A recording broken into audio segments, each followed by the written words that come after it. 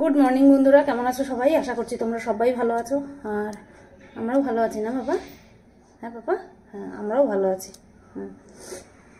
তো এখন বাজে সকাল 9:40 আর সমস্ত কাজ হয়ে গেছে রান্নাঘরে, শুধুমাত্র রান্নাঘর গোছানো বাকি।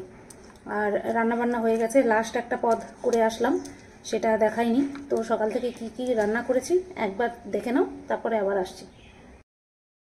তো এই ভিডিওটা দিয়ে শুরু করব ভেবেছিলাম বন্ধুরা, কিন্তু যেহেতু লঙ্কা ভাজছি তার জন্য এই ভিডিওটা দিয়ে শুরু করলাম না। লঙ্কা ভাজছি কারণ করব আলুর চোখা। ডাল করেছি, তো তার মধ্যে ডাল সেদ্ধ যখন দিয়েছিলাম যেরকম করি আর কি, আলুও দিয়েছি, 3টে আলু।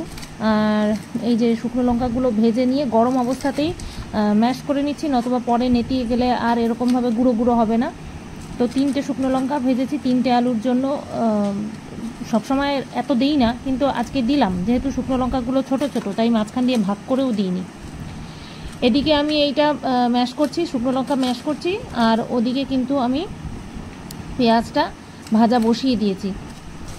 তো এখানে 1.5খানা পেঁয়াজ দিয়েছি, আর অর্ধেকটা রেখে দিয়েছি আমি সকালবেলা ভাত দিয়ে খেয়ে নেব, কারণ 4 পিস মাছ আছে। 4 পিস মাছের মধ্যে 3 পিস লাগবে, আর 1 পিস ভাজা মাছ দিয়ে আমি খেয়ে নেব। আজকে আর করমচা দিয়ে ডাল করিনি, রেগুলার এক ডাল হয়ে যাচ্ছে। আজকে প্লেন জিরে ফোড়ন দিয়ে ডাল করেছি, আর এই ডালটা রেখেছি, ঠান্ডা হলে পরে ওকে দিয়ে দেবো অফিসের জন্য, দুপুরে লাঞ্চের জন্য আর কি।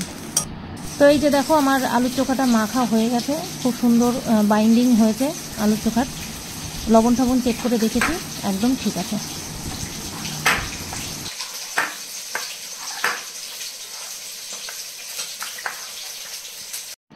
আর এদিকে দেখো ঝিঙে দিয়ে আলু দিয়ে মাছের ঝোল করেছি, রুই মাছ যে ছিল সেই মাছটাকে ঝোল করলাম।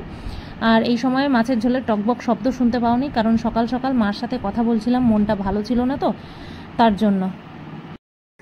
তো এখন করে আসলাম কই মাছের ঝোল, কারণ আগামীকাল আমাকে আবার একটুখানি বেরোতে হবে, তার জন্য আজকে এই রান্নাটা সেরে রাখলাম। ডাল করেছি, দেখতেই পেলে, ডালটা থাকবে। আর কই মাছের ঝোল করলাম আলু দিয়ে, পেঁয়াজ ছাড়া। গতকালকে যেহেতু তোমার তেল কই করেছিলাম, তার জন্য 4 পিস মাছ রেখে দিয়েছিলাম কই মাছের ঝোল করার জন্য, কারণ আমি জানি এখন থেকে আমাকে বুধবারে প্রায় বেরোতে হয়, প্রত্যেক বুধবারই বেরোতে হয়। ওর এই বুধবার চুল না কাটালেই না, মানে সেটুর বাবার চুল কাটাতেই হবে। তো কালকে চুল কাটাবে, আমাকে আবার যেতেও হবে, কিছু করার নেই। যখন চুল কাটতে যাবে তখন একটুখানি মিঠুদির বাড়িতে রেখে যাবে। আর আমি কালকে শুধুমাত্র উচ্ছে আর কুমড়ো ভাজা, কালকে তোমাদের বাড়ির কুমড়ো দেখালাম, ওই কুমড়ো দিয়ে উচ্ছে রয়েছে, উচ্ছে আর কুমড়ো ভাজা করব। রান্না ওই পর্যন্তই, ডাল, উচ্ছে কুমড়ো ভাজা আর মাছ, ব্যাস। আর তোমার বাজার যা আনবে সেগুলো গুছিয়ে রেখে তারপরে বেরোবো। বেরিয়ে আমার কাজ অল্প সময়ের জন্য, আশা করছি অল্প সময়ের জন্য, আবার একটু দেরিও হতে পারে, জানি না, দেখা যাক কালকে কি হয় না হয়। তো আর কি, আমাদের সবার খাওয়া দাওয়া কমপ্লিট, বললামই তো, শুধু রান্নাঘর গোছানো বাকি, বাদ বাকি সবই কমপ্লিট। আজকে ঘর মুছবো। তো মাকে ফোন করেছিলাম একটুখানি, তোমরা বলছিলে না যে সুতপা তোমার জীবনটা একঘেয়ে হয়ে গেছে, তোমার একটু চেঞ্জের প্রয়োজন। তোমরা বুঝতে পারছো, আমিও বুঝতে পারছি, কিন্তু সময় বুঝতে পারছে না।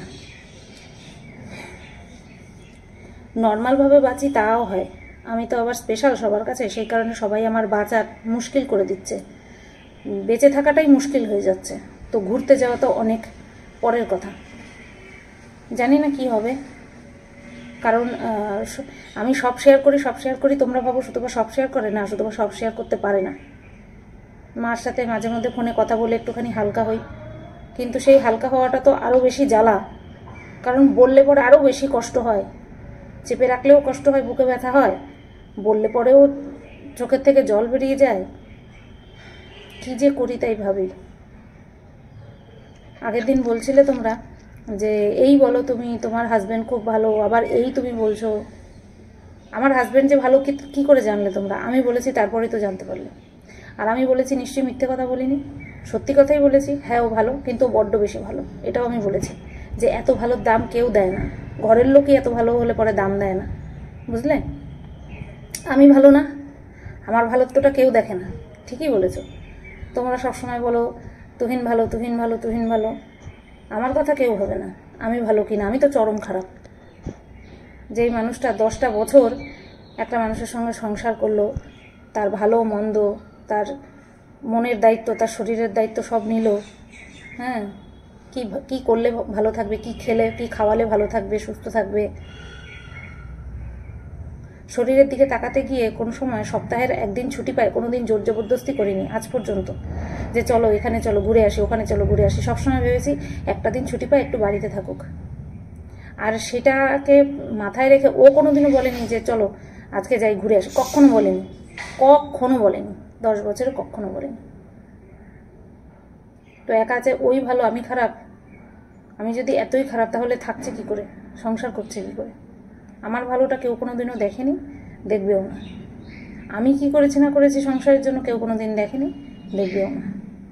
তোমরাই বা বাদ যাও কী করে? কারণ আমি বলি যে ও ভালো, ওর মুখ থেকে তো কেউ শোনে না আমি ভালো। ও মনে মনে রাখে, ও মনে মনে রাখে, মনে মনে কী রাখে কে জানে, আমার জন্য আমি জানিও না।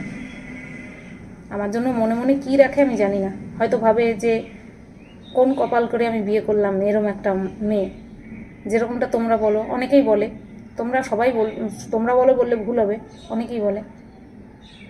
হয়তো ও ভাবে কি কুক্ষণে আমি বিয়ে করতে গেছিলাম। আর যদি ও এইটুকু ভাবে, ও বাড়ির লোকজন তো এত বড় বড় করে ভাবে, কারণ ভাবাটা খুব স্বাভাবিক, তাই না? ওটা ঘরের বউ বাচ্চা দিতে না পারা মানে তার কোনো দামই নেই। আমিও ভাবছিলাম কালকে, আমিও এসব কথা ভাবছিলাম যে আমি কি দিতে পারলাম, কিছুই তো করতে পারলাম না। তো আমাকে ভালোবাসবেই বা কেন, আমাকে বাড়িতে রাখবেই বা কেন, তাই না?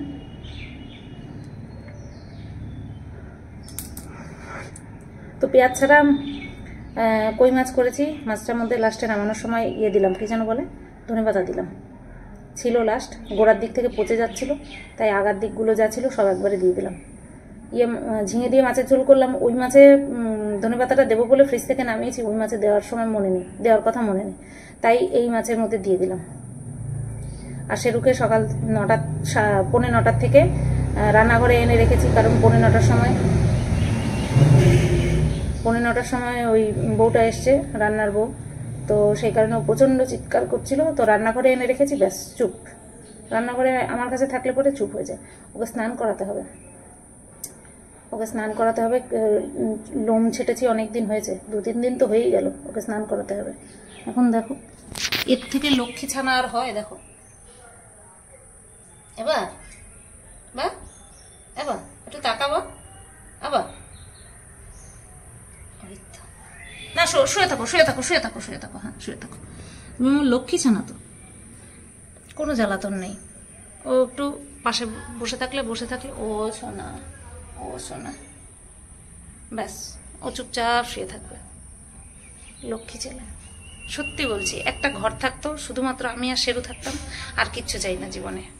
একটা ঘর থাকতো, একটা ঠাকুর ঘর থাকতো, একটা থাকার ঘর থাকতো, ব্যাস। আর আমি আমার ছেলে থাকতাম, আর কাউরে দরকার নেই আমার। সত্যি বলছি, আর কাউরে দরকার নেই জীবনে। অনেক হয়েছে, অনেক তো কষ্ট দিলাম সবাই রে, এখন যেন শুধু আমার কাছে শেরুই ভালো। কই মাছটা দেখাই, এই যে দেখতে তো বেশ ভালোই হয়েছে। লবণ টবণ ঠিক আছে কিনা দেখলাম, দেখলাম সবই ঠিক আছে। তো এটা নামিয়ে এখন রান্নাঘরটা পরিষ্কার করে নিই। এই কটা বাসন ধোয়া বাকি। বড় কড়াই তো 2 দিন ধরে ভরাচ্ছিই না। এই যে দেখো ধনেপাতার এই ডাঁটিটা এত শক্ত, এটা আর দেওয়া যায়নি। এই কড়াইটা তো কয়েকদিন ধরে ভরাচ্ছিই না, এই কড়াইতেই হয়ে যাচ্ছে। চলো, বাদ বাকি বাসন ওই যে মাজা হয়ে গেছে। এই 2টো বাটি ওপরে, তাই আলাদা করে রাখলাম। 1:40 বাজে, আর আমি মাত্র ঘর মুছে উঠলাম। রান্নাঘর তার কিছুক্ষণ আগে পরিষ্কার করেছি। ওই 9:30 নাগাদ তোমাদের সাথে কথা বললাম না, আমার সঠিক মনে নেই। তখন আমার রান্নাবান্না হয়ে গিয়েছিল, শুয়েছিলাম। শরীর ভালো নেই আমার, মন ভালো নেই, শরীর ভালো নেই। মন ভালো না নিয়েও, মন খারাপ নিয়েও সব কাজ করেছি আমি তাড়াতাড়ি, কিন্তু এবার শরীরটা ভালো নেই। শরীর ভালো নেই বলতেও তোমাদের কাছে কেমন লাগে, কারণ তোমরা ওই একটাই মানে, ম্যাক্সিমাম মানুষ ওই একটা মানেই বের করে, শরীর খারাপ। তার মানে নিশ্চয়ই কোনো গুড নিউজ না, এরকম কোনো ব্যাপার না। ভাতটা বসিয়ে দিলাম, এখন এই ভাতটা হয়ে গেলে তারপরে স্নান করব। এখন একটু মোছা ঘরে বসি। চোখ মুখ দেখেই বুঝতে পারছো তোমরা, অনেকেই বলছো শুধু বা রেস্ট নাও। নেবো, একবারে নেবো রেস্ট, একবারে রেস্ট নেব। বুঝতেই পারছি আমার রেস্ট নিতে হবে, আর সেটা একবারে নেব। ওকে স্নান করাতে করাতে বৃহস্পতিবার, কালকে আমি একটু বেরোবো, কালকে পারবো না।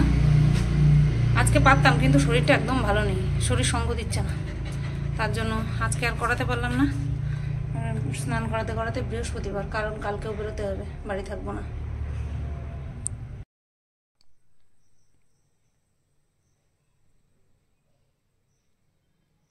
গুড ইভিনিং বন্ধুরা, ঘড়ির কাঁটা এখন 7:10, আর আমি সন্ধে পুজো দিয়ে আজকে ঘন্টাখানে ঘুমিয়েছি এমন মনে হলো যেন চোখটা বন্ধ করেছি আর চোখটা খুলে নিলাম। ঘড়িটা আমি ভেবেছি ঘুম হয়নি, ঘড়িটা অন করে দেখি, মানে মোবাইলটা অন করে দেখি কি 6টা বাজে, আর আমি তখন শুয়েছি ওই 4:30 একটু পরে গিয়ে চোখটা বন্ধ করেছি। মানে 1 ঘন্টা আমি ঝুঁকি মেরেছি। শরীর এতটাই ক্লান্ত, ঘুমের এতটাই ঘাটতি শরীরে, 1 ঘন্টার ঘুম আমার মালুমই হয়নি। এই হচ্ছে অবস্থা। তো রান্নাঘরের দরজাটা বন্ধ করে দিয়ে আসি, লাইটটাও বন্ধ করে দিয়ে আসি, আর একটা জিনিস দেখাচ্ছি তোমাদের দ্বারা। এই অসহায় অনাথ বাচ্চাটার বাবা নাই, মা নাই, থাকার জায়গা নাই। দেখো কোথায় শুয়ে আছে, এই গলিতে, এই যে এই গলিতে। এত বড় বাড়ি থাকতে ও কোথায় ঘুমায়? গলিতে। আমি যখন স্নান করতে যাই বাথরুমের ওই কোনাটায় গিয়ে বসে থাকে।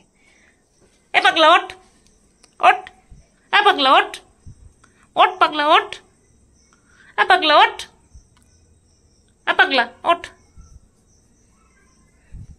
ওঠ পাগলা ওঠ, আমার চা ঠান্ডা হয়ে যায়, ওঠ, চল ঘরে চল, ওঠ পাগলা ওঠ, ওঠ ওঠ ওঠ ওঠ ওঠ ওঠ। পাগল কোথাকার। রাত্রের ভাতের চাল রেডি করে রেখে আসলাম। ফ্যানটা ছাড়বো, দরজাটা দেব, তাই না বাবা? জানে তোমার সোনা পাপাটা। ফ্যানটা ছাড়বো, জানলাটা খুলবো, জানলাটা দিয়ে শুই, কারণ রোদ আলো ঢোকে। আমার আর আমার ছেলের চোখে আলো পড়লে ঘুম হয় না। তো বন্ধুরা 11:30 এখনও বাজে না, আর আমি আগামীকালের দুপুরে ভিডিওটা রেডি করলাম কন্ট্রোভার্সি চ্যানেলের। আর আজকে আর বেশি বড় করলাম না ভিডিওটা, মন মানসিকতা একদম ভালো নেই। খাওয়া দাওয়া হয়ে গেছে, শেরু খাওয়া কমপ্লিট, শেরু বাবা ওই ঘরে রয়েছে। আমি এইমাত্র এই যে ভিডিওটা এন্ড করে, ওই ভিডিওটা এন্ড করে এই ব্লগ ভিডিওটা এন্ড করতে এলাম। রাত্রেবেলা আমি আর ডাল খাইনি, কারণ মুসুরির ডাল যেহেতু আমার এমনিতেই খাওয়া বারণ, তার জন্য আমি কয়েকদিন খাচ্ছি, পেটটা একটু ব্যথা ব্যথা করছে, একটু প্রবলেমও হচ্ছে, তার জন্য রাত্রেবেলা ডাল খাইনি, শুধু মাছের ঝোল দিয়ে খেয়ে উঠলাম। আর কালকে যা বললাম তোমাদের, ওই তো রান্না করব, দেখি যদি পারি চাটনিটাও করব, কারণ করমচাগুলো ফ্রিজে রয়েছে। উচ্ছে কুমড়ো ভাজবো, আর হচ্ছে তোমার চাটনি করার ইচ্ছে আছে, দেখা যাক কতদূর কী হয়। সকালবেলা আগে তো উঠি, তারপরে দেখা যাবে। আর যেতে হবে, তোমাদেরকে তো বললাম, কালকে তোমাদেরকে খবর দেবো যে যেই কাজের জন্য 4 দিন ছোটাছুটি করছি সেটা অ্যাকচুয়ালি সাকসেস হলো কি না। তো এই তো। আর আমি যদি কোনো কাজেও যাই সেক্ষেত্রেও আমাকে বলা হয় যে, আমি দেখাই যে আমি কোথায় যাচ্ছি, তারপরেও বলা হয় যে আমাকে নাকি ছুটতে হচ্ছে আমার এই প্রশাসনিক বিভাগের জন্য। বুঝতে পারছো তো কিসের জন্য বলছি? মানুষে বলছে ওই যে ওকে ছুটতে হচ্ছে, আরও ছুটতে হবে। আমি যাচ্ছি আমার কলেজে যাচ্ছি কিছু ডকুমেন্টসের জন্য, তারপরেও মানুষের মানে কি বলবো, উল্টো পাল্টা বার্তা ছড়ানো বন্ধই করে না, মোটেই বন্ধ করে না। বদ্ধ উন্মাদ না হলে পরে মানুষ না এরকম করতে পারে না। তো চলো, মন মানসিকতা কবে ভালো হবে আমি জানি না। তোমরা বলছো না ব্রেক নেওয়ার কথা, জীবনের থেকে ব্রেক নিতে হবে। এই আবার কেউ ভেবো না যে আমি মরে যাওয়ার কথা বলছি, মানে এই যে একঘেয়েমি চলতি জীবন, সেটা থেকে ব্রেক নিতে হবে। ভালো জিনিস শেখাতে না পারি, খারাপ জিনিস কখনো শেখাবো না, খারাপ জিনিস কখনো প্রচার করবো না। চলো তোমরা সবাই ভালো থেকো, সুস্থ থেকো। আগামীকাল ফিরে আসছি নতুন একটা ব্লগের সাথে।